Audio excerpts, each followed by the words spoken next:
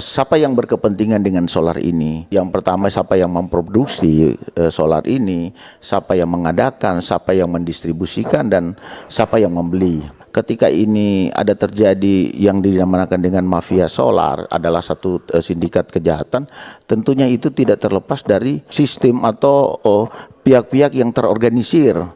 Tentunya ke pihak pemerintah provinsi juga tidak bisa tutup mata ya terkait masalah ini ya, karena penanggung jawab secara umum Kamtibmas itu ada di pemerintah, dalam hal ini gubernur, walaupun dalam penegakan juga ada Kapolda. Saya saran kumpul ini pihak pemilik Pertamina, kalau perlu Bapak Gubernur bikin semacam peraturan gubernur terkait hal ini, didapati kasih sanksi denda ya, bisa Pak Gub, ini kan dalam menjaga stabilitas ini. Kapolda juga itu, nah memulai itu menindak itu, shock terapinya bukan di perusahaan, toh hilirnya itu karena kuncinya di SPBU. Kalau ke SPBU tidak menjual, ketat dia lihat ini mobil, wah ini so di permak, ini so di ini jual ini, toh tidak ada permainan barcode, ini nggak akan terjadi antrian. Ini kita cukup berlebihan malan. Kalau peran masyarakat sendiri, Bang?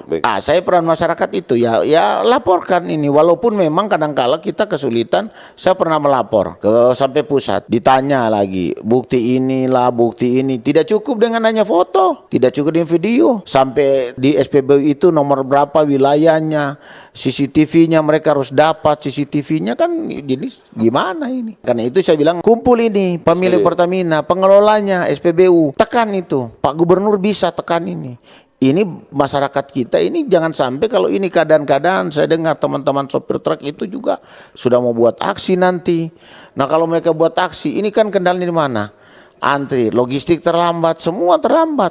Bisa saja kita bahan baku itu jadi mahal gara-gara begitu.